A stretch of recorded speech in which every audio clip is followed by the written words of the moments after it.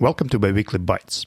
This is a series about engineering discussions which we define as a conversation which leads to a decision with practical outcomes and lasting consequences for a tech product. This is your host, Slava Rudinsky.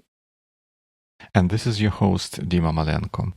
This is the first episode in this series, and we are going to talk about the preparation stage of an engineering discussion. This covers what happens before the actual meeting. And hopefully gets you not get off track. Because a productive engineering discussion is more than just a meeting with an agenda. Tip 1 would be setting up the goal, which sounds really easy, but not really is.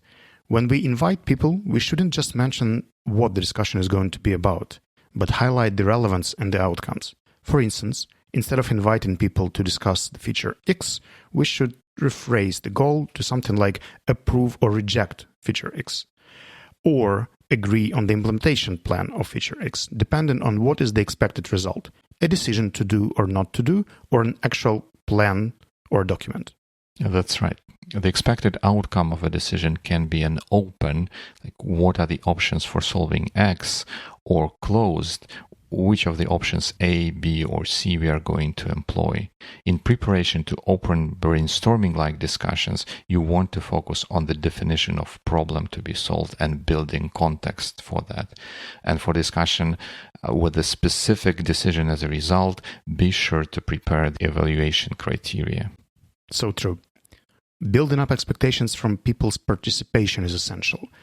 I might think that some things are obvious, or people will read between the lines and understand how to prepare and what they're going to do.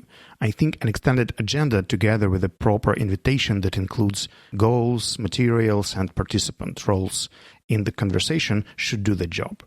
One of my favorite quotes says, "Sorry for writing a long letter. I didn't have time to write a short one." So investing time in the expectations management pays off. Totally. Check on the participants to confirm they are doing their part of the preparation. They read materials, they provide inputs required of them, and so on. If people do not prepare and get to make a decision which would impact the company for months and years with something they learned only 15 minutes prior the decision-making meeting, probably this is the worst thing that can happen to your organization.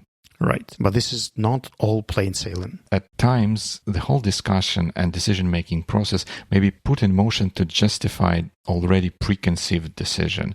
If that's the case, instead of pretending that we are coming up with options and choosing one, it would be more productive to prepare and structure the discussion along the lines of, this is our current best idea, let's see how to make it even better. Sometimes I tend to be over-optimistic while planning discussion meeting agenda points. It's harder to estimate time there, since you can't really predict what's going to be fast and what could take a while. Some of my conversations with 3 agenda items never moved to number 2.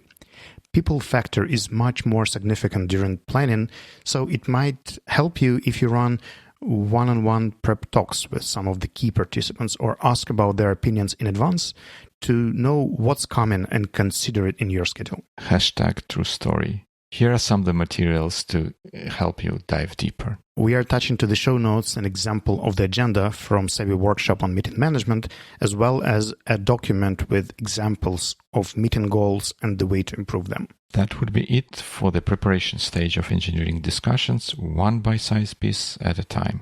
Ciao.